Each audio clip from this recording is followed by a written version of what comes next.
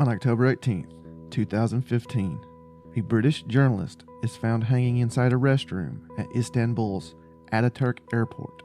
The circumstances were so strange that the story made international headlines. Turkish police conducted an investigation and swiftly released their findings. But to those who knew her, nothing about this case made sense. You're listening to the Mysterious Brews podcast, and tonight we bring you the case of Jacky Sutton.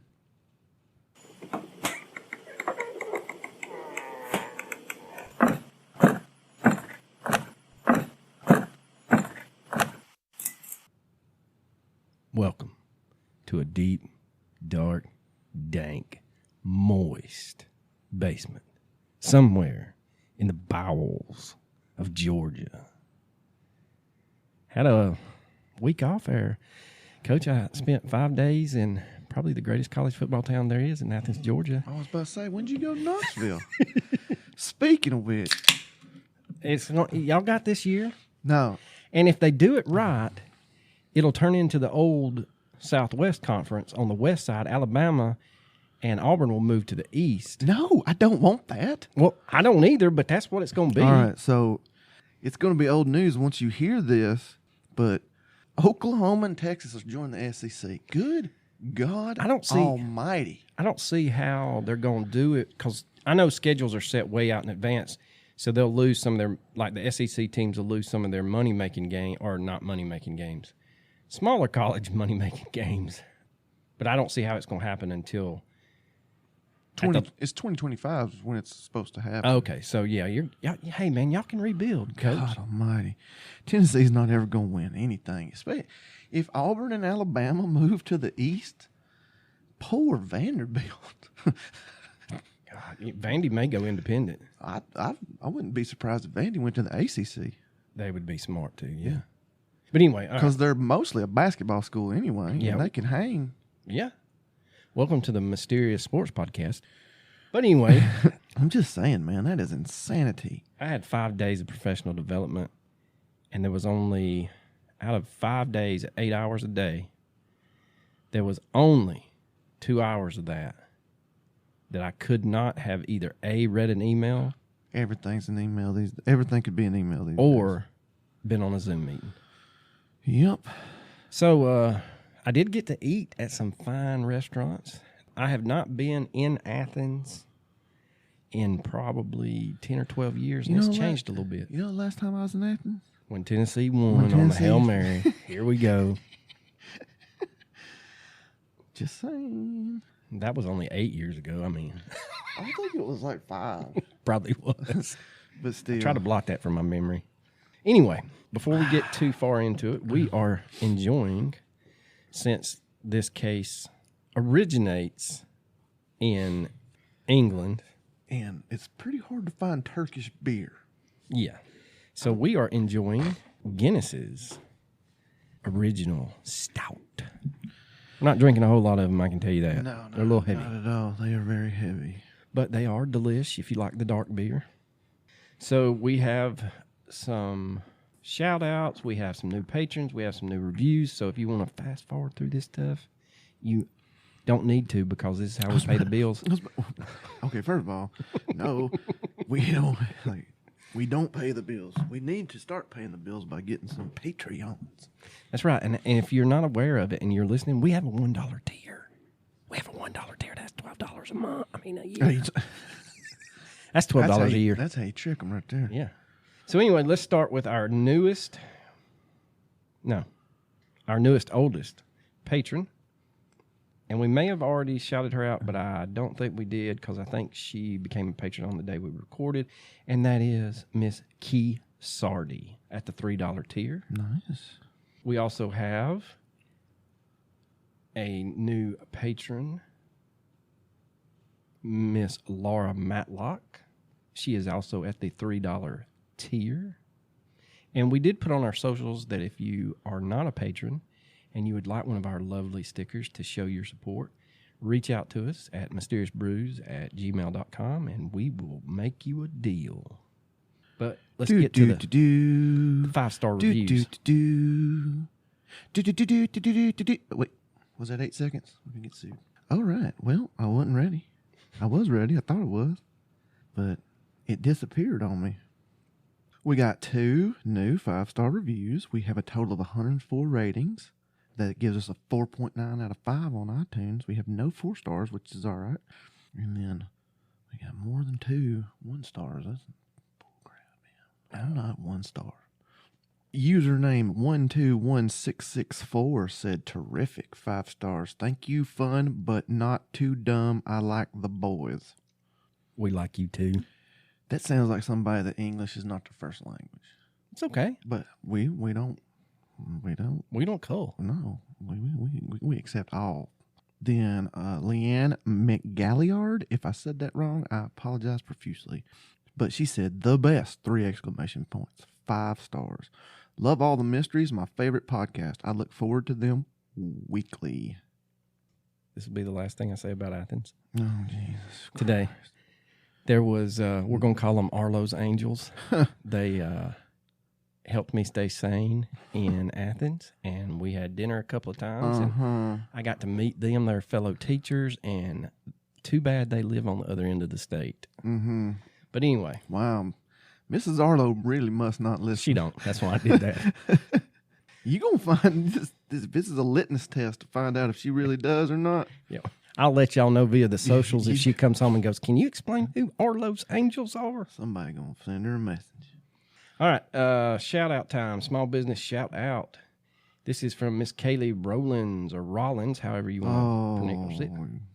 We're going to go with Rollins. You can't mispronounce names. Hey guys, I have a small business shout out. It's my dad's dump truck business here in Huntsville, Arkansas. He has driven a truck for over 30 years, very reliable, and she included he is Blackjack Trucking. Mr. Justin Harris is the owner operator. If you are in the market for some hauling of gravel, creek rock, dirt, whatever you need, give Mr. Harris a shout at 479-559-2561. Tell him he was on the podcast. We will also put that on our socials. We have another small business shout out. And just so everybody knows, we definitely ain't charging for these. These are gratis. So if you would like one, we'll shout anybody out. The second shout out is from J.H.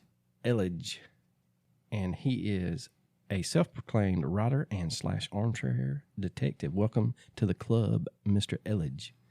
He actually takes the time to write about it. He does. He composed a nice email. I'll let you read it later. But anyway, he said that he would like to shout out his father's business in Raleigh, North Carolina. They are a small family-owned print shop. The business is called A Place to Copy on Spring Forest Road. You can hear his mother playing our podcast in the background. Nice. That's pretty awesome. Thank you, Mom. And he said that is a perfect place for armchair detectives to print out their theories and necessary evidence for the next case of true crime they listen to. I thought he was going to say True Crime Garage. Like, oh, come on, man. But those are our 2 small business shout-outs, and that's enough of the BS. So before we get in the case, this is definitely going to be one of the cases that when you hear the details and you're going to hear the findings, you're going to go, oh, that's some bullshit. Yeah, that's what I said when I read it. Yeah, it is pretty crazy. But let's get into it. All right, so here we go, ladies and gentlemen. We are talking about Miss Jacky Sutton. She was 50 years old, born in Hatfield, Hertfordshire. That's across the pond. She was one of 4 children with 2 sisters and a brother. She had recently moved to Canberra, Australia in late 2013. Yeah, that was part of what threw me off when I was reading the opening is it said Australian based, and I was like, wait a minute. By early 2014, she was in the Australian National University, or ANU, their Center for Arab and Islamic Studies, working on her PhD dissertation on the role of women in the media in Iraq and Afghanistan. Oh, that's not going to ruffle feathers, is it? No. She found herself tutoring in the Middle Eastern politics class, but she had spent time in the Middle East as a reporter for the BBC. To the BBC. I love that song. Now, while she was in the Middle East, Jacky had the privilege, I guess you could say, of having drivers and bodyguards, but in peaceful, not tropical, but leafy, I guess is a good word, Canberra, she caught buses and rode her bike to and from the ANU. She adopted 2 cats and quickly made many friends in Australia. She was called heroic and fearless while she was a BBC journalist.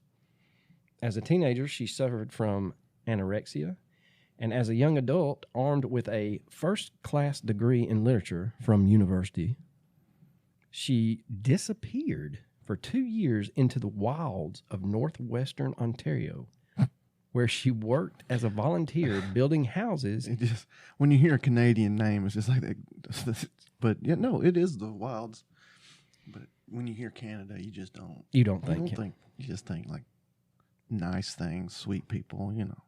She was building houses in the native Canadian communities or First Nation communities. Which shows how little we know, because if that's our opinion, I'm sure there's a Canadian from that region listening. You don't know shit about Canada. It was a start to a lifelong pattern of immersing herself in other people's worlds and taking on their problems. While in Eritrea, Iraq, I believe is where that's at, Jacky met her future husband, and he was a member of the U.S. Naval Criminal Investigation Service, or the NCIS. Oh, man, there's a good show, but like I said, that's about that. Right. I can't remember what it's called, though. It's right on the tip of my tongue. Now, her sister Jenny would state that Charles was a really lovely man, and she was somewhat surprised when Jacky opted for a gorgeous white wedding, the full fluffy regalia. The couple married in 2000 but divorced only 4 years later. After 9/11, Jenny says that Jacky and Charles' views on American foreign policy became completely irreconcilable. Jacky would later write... Which is like the leading cause of divorce. Irreconcilable? No. Politics. 9/11? Not seeing American foreign policy eye to eye. Jacky would later write that the invasion of Iraq was a huge issue as she was opposed and he was a pro. Which, being in the Navy, I could see him being pro-invasion. But anyway, I digress. But Jacky and her ex-husband stayed in touch. One of the really tragic things about Jacky is that she and Charles really loved each other and continued to love each other, Jenny says. She described him as the love of her life. After becoming tired of journalism, she pursued and achieved a lot at the Institute of War and Peace Reporting, or the IWPR, where she was lead Iraq director. She was giving a voice to those on the front lines facing conflict and to provide the necessities to bring positive changes, promoting support to local journalism in various countries that are in the midst of crisis. And that is from her sister, Jenny. Although Jacky had a dangerous job, she loved her life nonetheless. A lot of people said that she relished in helping others even more than helping herself. She was incredibly fearless, especially when advocating for women's rights. She had an unrelenting resilience about her. If there was a job that needed to be done that proved difficult for others, she would be the one to call. She knew how to get things done. Ultimately, her focus was primarily on those who genuinely needed support. To friends, family, and coworkers, she simply was a strong-willed woman. Sounds like, I mean, seriously, she sounds pretty amazing if you look at it objectively. And many people heavily relied on her, a burden which she happily accepted. Now, reports have Jacky arriving to the Turkish airport approximately at 10 p.m. on a Saturday night and was scheduled to fly to Erbil. It's also spelled A-R-B-I-L or I-R-B-I-L. Oh, I was thinking like herbal tea.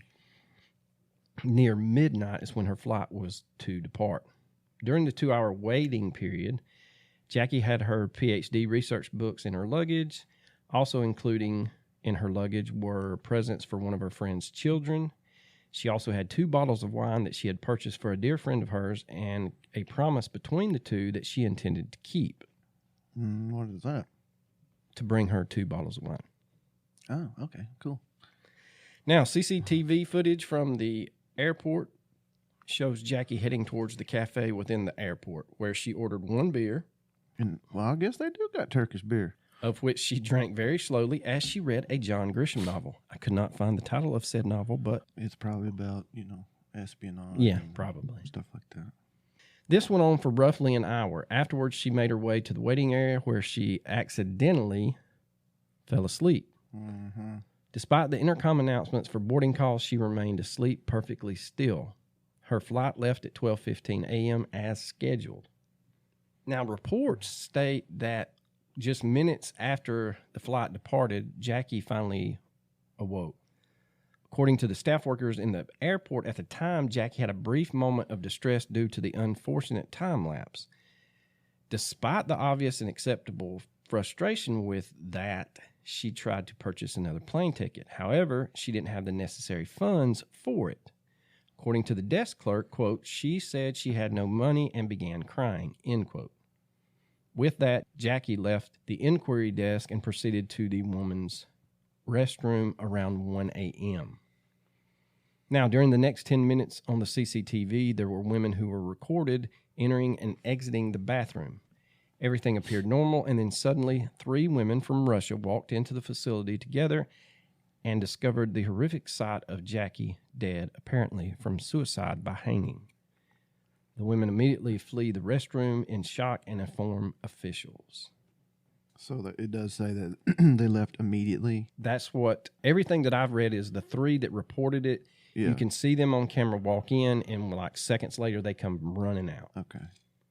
So they're not involved, even though they're from Russia. Yeah, I know. No offense to our Russian listeners.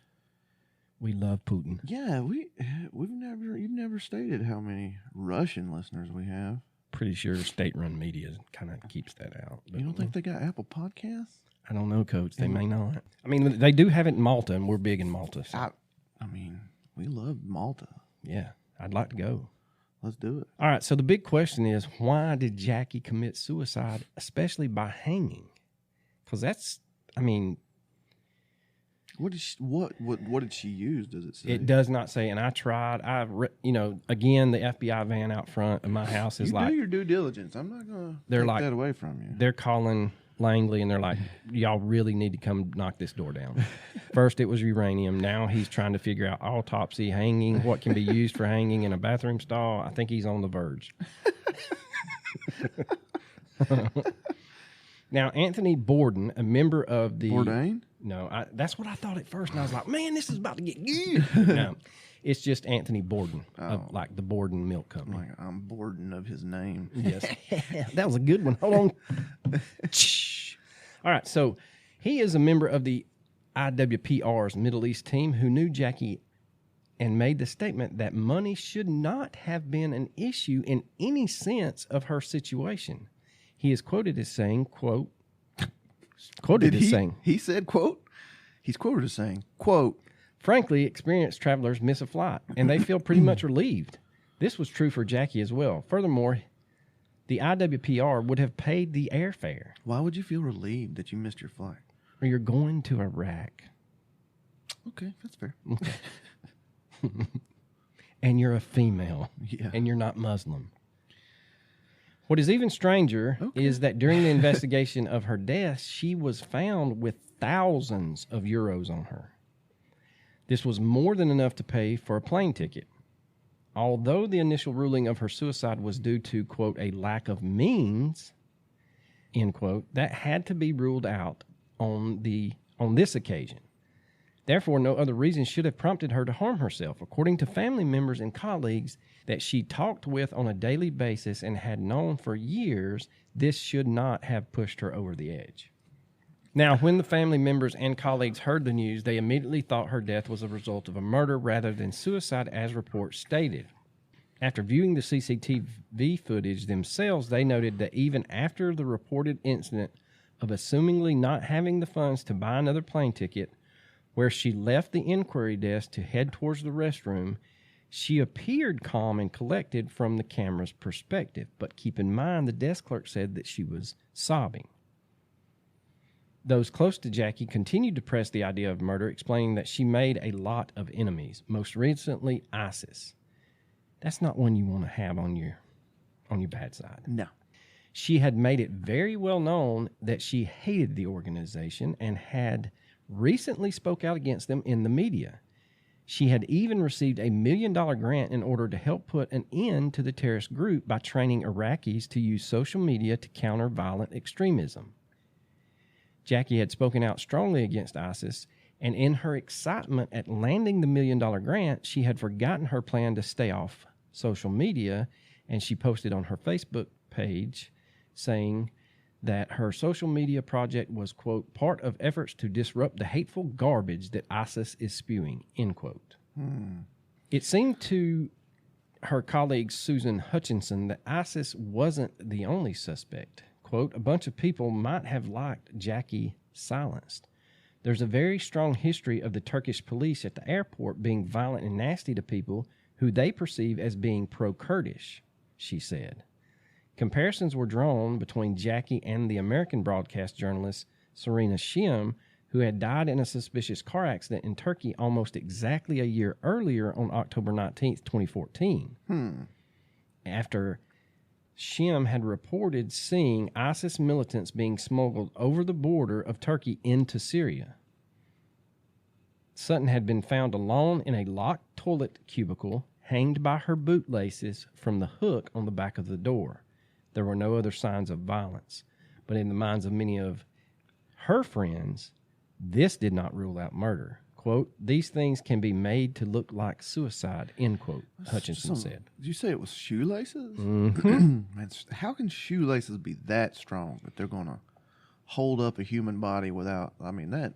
We're going to take a sidebar here, too, because there's some things that we need to unpack in what I've just read. First of all, let's touch on that. And that was the shoelaces are for Shim. That's not for Jacky. But they're saying, what I could read is they're saying that Jacky would have committed suicide in a similar fashion using the hook on the back of the door. I've not tried, but I would hypothesize you can break one of them hooks pretty easily if you're over 100 pounds. I mean, you would think. I understand that it's sheet metal, but have y'all looked at the hooks? They're two little screws.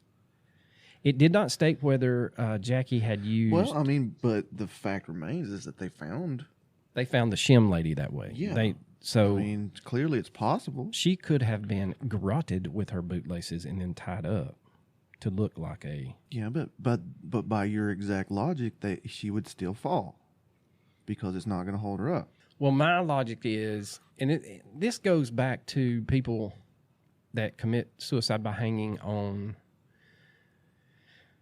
low level, whatever I'm trying to say. I don't know how to word it. Basically, not from a great height. Kind of like Epstein, he wrote in like lean forward. You got to be determined to kill yourself that way if you're not stepping off a stool or using something of a great height. My thing is, and we're just going on the Shim lady for a second, and there's nothing out there that says this is even possible, but this is just my crazy conspiratorial mind working. Let's say that Shim pissed off the wrong Turkish people. They go in, follow her into the bathroom, garrote her with her bootlaces, then tie her up so that her feet are still supporting some of her weight. Do you understand what I'm trying to say? Where the hook doesn't break? Yeah, I got you. Okay.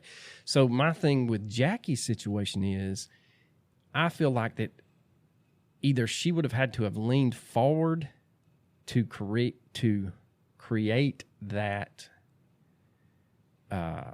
leverage to basically strangle herself. Mm-hmm. But at that, you're still putting that's a lot of force on that little hook.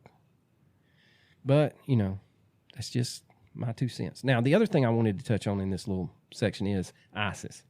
I don't think ISIS killed this lady. ISIS is about beheading people on camera and uploading it to all platforms. Well, I don't know. I mean, if ISIS killed her, they would have made sure that it was a public statement saying this is what happens if you speak out against us and try to arm the women of Afghanistan and Iraq with this social media thing.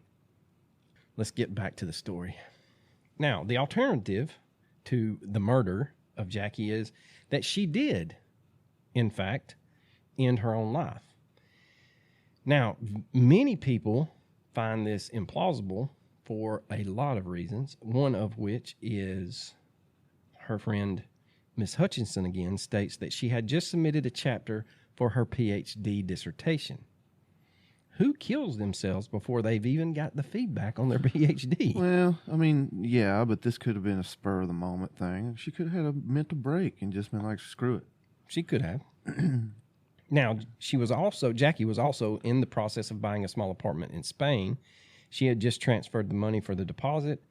And though the death of her former colleague, Al Shabanber, had deeply upset her, she seemed to have recovered her poise, and in the weeks she lived with Hawa Osman in Erbil.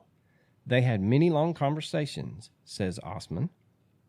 We would have drinks, and you know, when you have a drink, you talk about anything and everything. He had then spoken to Jacky most days she was in London, and he states, quote, but there was nothing, absolutely nothing to suggest that she would be capable of doing anything like this, end quote. I mean, it does seem odd.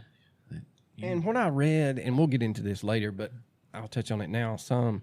From what I read, and having worked in the mental health area of education with our youth, I will say that most of the time there are some warning signs that someone is suicidal. When a suicide occurs, people start to think back and say, oh, you know, so-and-so said this, and I kind of blew it off, but now thinking about it, maybe that was a cry for help.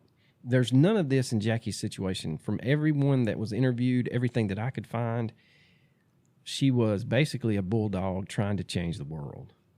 Seemed like it. Now, according to Amanda Whitley, a friend of Jacky's, she was incredibly open to share information about herself if asked. She didn't have a shy bone in her body, and when she talked about this or that, she said things bluntly and matter-of-factly. In 2010, a colleague of Jacky by the name of Lorna Tykost, I didn't sneeze, said, quote, I lived with her in Baghdad in a compound in her villa for at least 4 months. I saw her under a tremendous amount of stress. She handled herself with dignity and strength. So it's nonsense to say she was crying because she missed a flight. The idea that she would not have funds to take her wherever she wanted is ludicrous. End quote. End quote. End quote. Now, Jacky had been in countless war zones, and her talent and dedication definitely caught the attention of ISIS, who considered her a prime threat to their plans, yet she remained steadfast nonetheless, like we had spoken about. Speaking upon Jacky's diligence, on May 2nd, months prior to her death, Ammar al-Shabander, the previous IWPR Iraq director, God, I'm killing it tonight. You are. Director that Jacky took over for was killed by a car bombing attack that not only killed him, but 17 others as well. Stunned by that news, it only motivated Jacky even more to continue the fight against ISIS and other terrorist organizations. In June of 2007, a journalist also from IWPR, Sahar Hussein al-Haidari, was murdered in Mosul by extremists.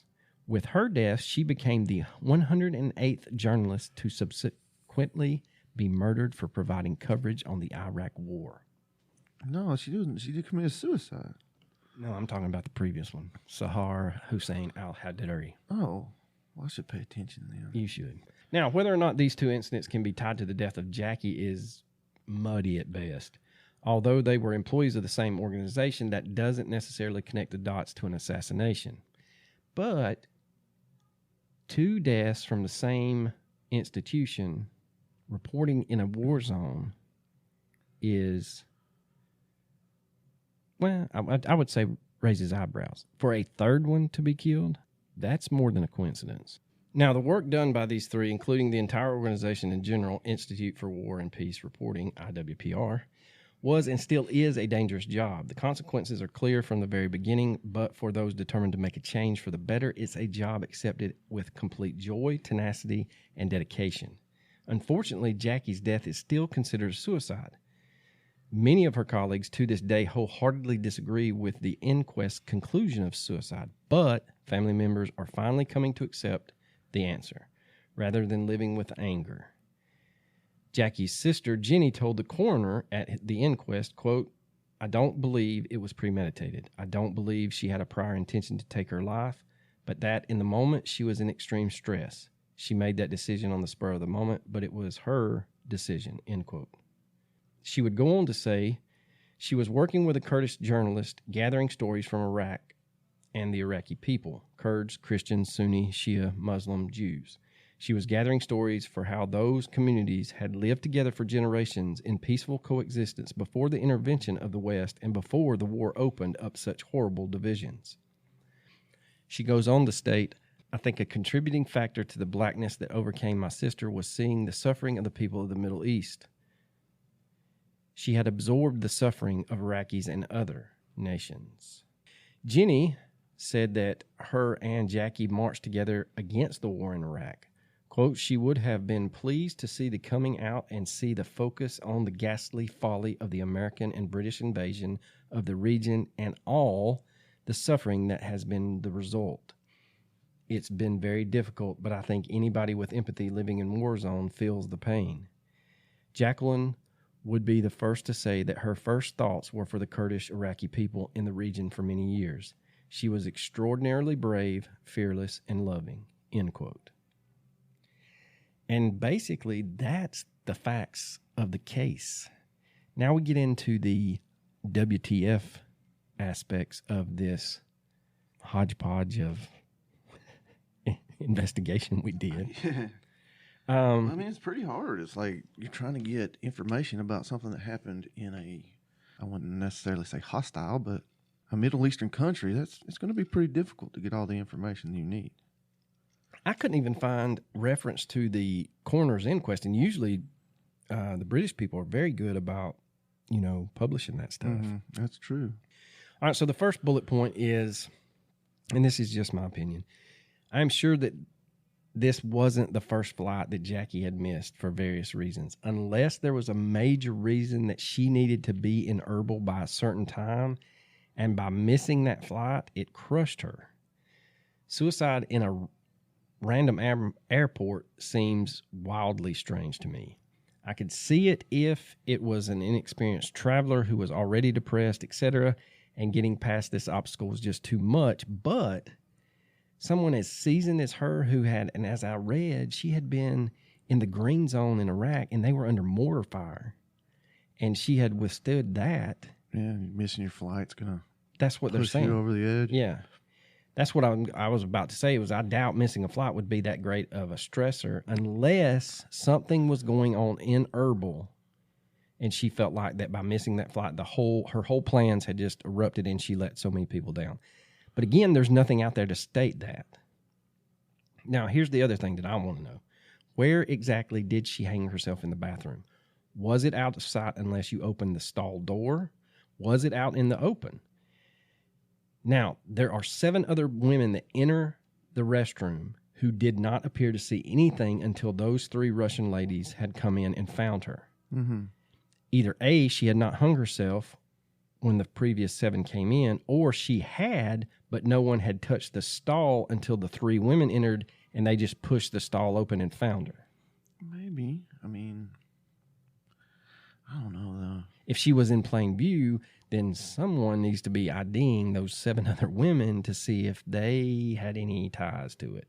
Well, maybe she was having one last go, and then she got done, she hanged herself, and I don't know. Or maybe she was in the stall contemplating. Yeah, I mean, I didn't think about that, but you're right. She could have been just sitting in the stall thinking there's no way out of this. Yeah. But we are talking about a woman who had a resilience that was uncanny at best, according to her friends. Oh, I don't think she hanged herself. I don't I'm either. just saying, if she did, that could have been something she was doing. And I reiterate, she constantly dealt with danger from terrorist organizations, war zones, and it never seemed to faze her. I know we don't know the ins and outs of her personal life, and she may hide her pains well, like most people.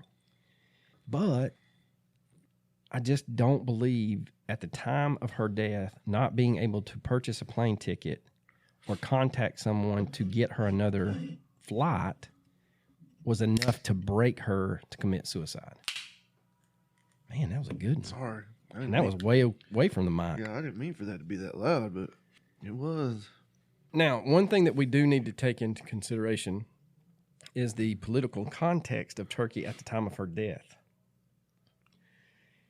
Now, I'm going to butcher his name, but Erdogan was the president in 2014 after serving as prime minister for some years. Around 2015, he began a systematic crackdown on the press and is known as having a poor record on transparency and accountability.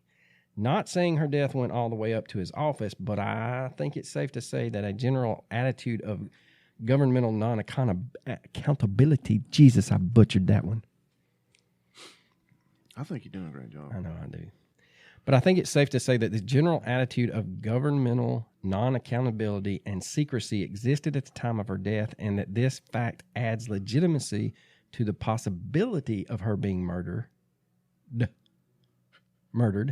and that murder being covered up, especially that she was a foreign journalist covering ISIS, and Erdogan is very sensitive to accusations that he's not being tough enough against ISIS.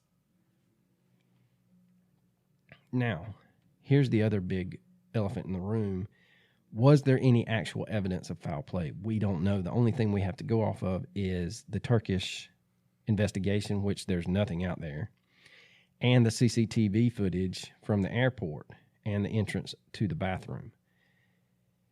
Now, it sounds like it would have been very easy to rule out the presence of others/suspects in the bathroom, especially considering the extremely short timeline of events. Mm-hmm. If there was another person involved, shouldn't this person have been seen on the CCTV footage unless they were one of those other 7 that, just calm, cool, collective, walked in, walked out? If someone managed to overpower her and hang her, again, that's not going to be very easily with a airport bathroom. Would it have been so quiet that no one outside of the restroom would have heard anything? Like heard a struggle or... Well, from my experience with jiu-jitsu and the videos that I have seen online, when you are really strangling yourself, it does not take long to go out. There's not going to be much of a struggle at all. If they know what they're doing, yes, I agree. If they are full body weight down, both of the ropes on the arteries, we're talking seconds. 4 seconds maybe. Max. And you're out. Yeah. Done. Well, there's that video. You're not dead yet, but you're unconscious. There's that video of those guys in their army barracks judo chopping each other in the carotid. And the guy was like, "Hey man, you can't knock me out." And he didn't hit him that hard. And he dropped he was gone. Bag of stones.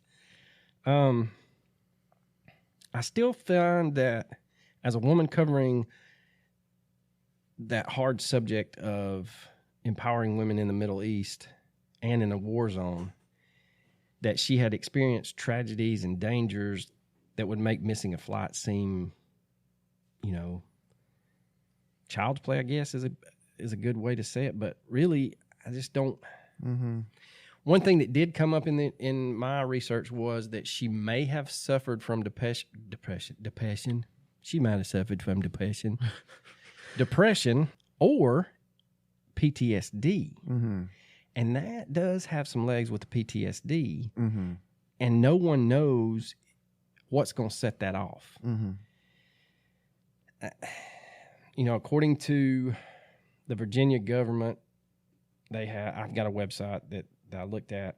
Though the rates of journalists experiencing PTSD and seeking mental health are low, women are more likely than men to develop PTSD, but they are also more likely to reach out for help. You can love your job and fight hard to carry on, but still develop PTSD. I mean, if you're getting shelled in a foreign country and having death threats from ISIS... Yeah, you're going to develop some PTSD. Yeah. I don't see Jacky as being so prideful she wouldn't have reached out for help to at least someone. Now, it did mention in my research that she had leaned on a couple of people in her family, but more people leaned on her. I know it's hard for some people to reach out for help if you're trying to manage everyone else's problems. But again, you know, in this country and worldwide, we have a huge problem with mental health and the stigma that goes with it. Mm-hmm. You know, I feel like as educated, and I know that sounds ridiculous, but as educated, as strong-willed as she is, I don't see her being a Superman type that's not going to reach out for help when she sees the signs herself.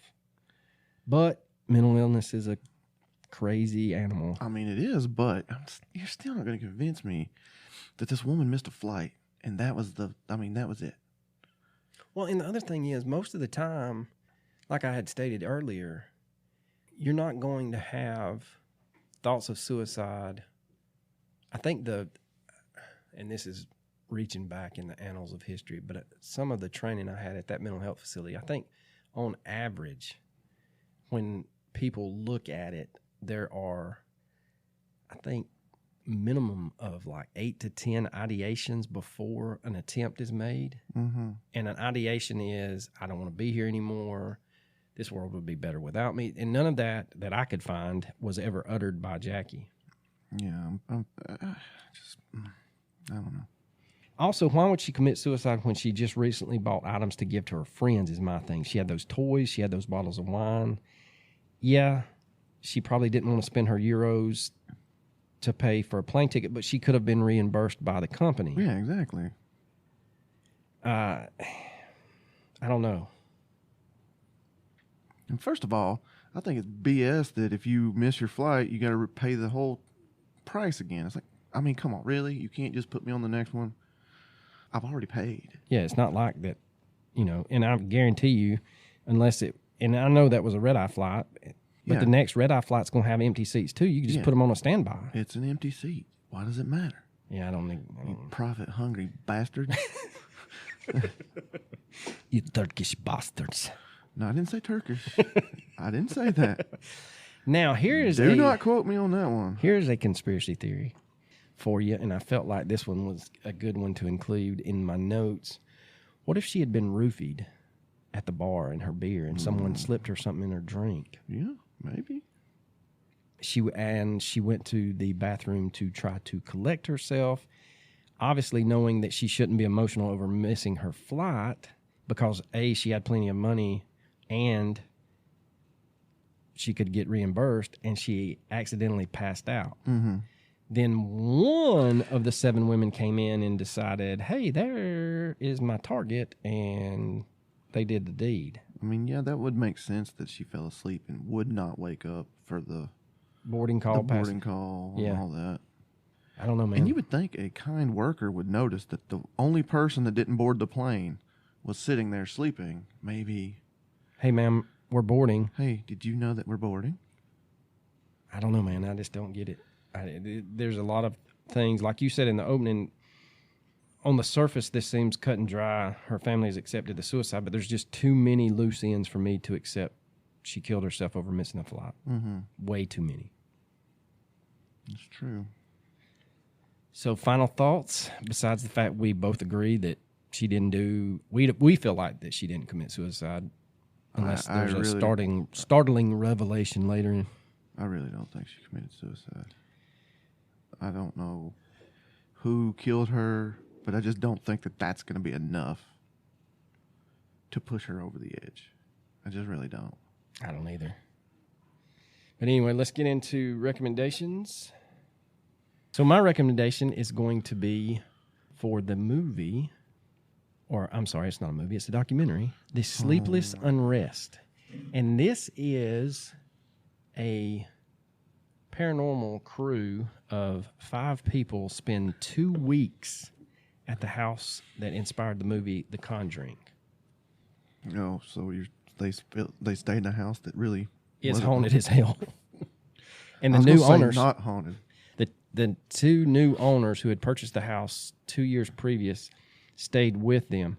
Now, if you go into it wanting to be entertained, it does raise some eyebrows on some certain things. Now, some of the things that they report and, quote, document on camera cannot be ruled out as someone helping them have these strange things. Now, but I will say there is a lot of weird shit that goes on that I don't feel like could have been faked. There are some like some dramatic scenes that you're like, that could have been someone outside that you paid to do that. Now, they did have some kind of weird camera that caught a lot of what they call paranormal flashes on infrared while they're doing like a EVP. There's some strange knockings and shit like that, and temperature rising and lowering in the well of the house. But again, if you're into the paranormal, it's decent. You, sir? I'm going to recommend an old HBO show called Deadwood. One of the greatest shows of all time. I've been rewatching it lately. So, it holds up. I made it through season 1 and just kind of started watching something new, and then I need to go back and finish it. You need to go back and start it over. And you're going to kick yourself because it's freaking awesome. I have enjoyed season 1, I will say that. Well, Coach, you got anything else? I sure don't. All right, brother. Deuces.